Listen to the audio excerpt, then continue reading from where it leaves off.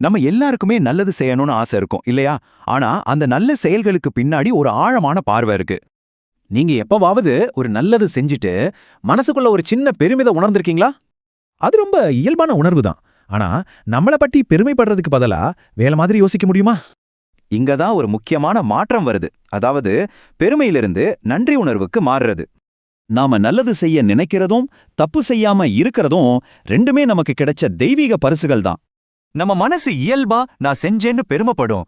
ஆனா ஆன்மீக பார்வை இறைவனுக்கு நன்றி சொல்லச் சொல்லுது.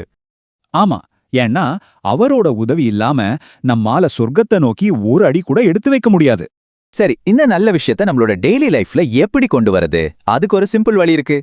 நன்றி சொல்றதுக்கு ரெண்டு முக்கியமான தருணங்கள் இருக்கு. ஒன்னு நீங்க நல்லது செய்யும்போது, இன்னொன்னு தவறிலிருந்து தப்பிக்கும்போது. அடுத்த முறை நீங்க ஒரு நல்லது செஞ்சீங்கன்னா மனசுக்குள்ள அல்ஹம்துலில்லான்னு சொல்லுங்க. அதே போல ஒரு தப்பு செய்யாம உங்களை நீங்களே காப்பாத்திக்கிட்டாலும் சரி, அப்பவும் அல்ஹம்துலில்லான்னு சொல்லுங்க. சரி, இந்த சின்ன பழக்கத்துக்கு ஏன் இவ்வளோ முக்கியத்துவம்? இதுக்கு பின்னாடி ஒரு அடிப்படை உண்மை இருக்கு. ஏன்னா சிம்பிளா சொல்லணும்னா எல்லாமே அவரால தான். இந்த மாதிரி யோசிச்சா நம்ம செய்யற ஒவ்வொரு நல்ல காரியமும் இறைவன் கிட்ட நம்மளை இன்னும் நெருக்கமாக்கும். ஒருவேளை நாம செய்யற நல்லதுக்கான உண்மையான பரிசே அந்த நன்றி உணர்வா இருக்குமோ?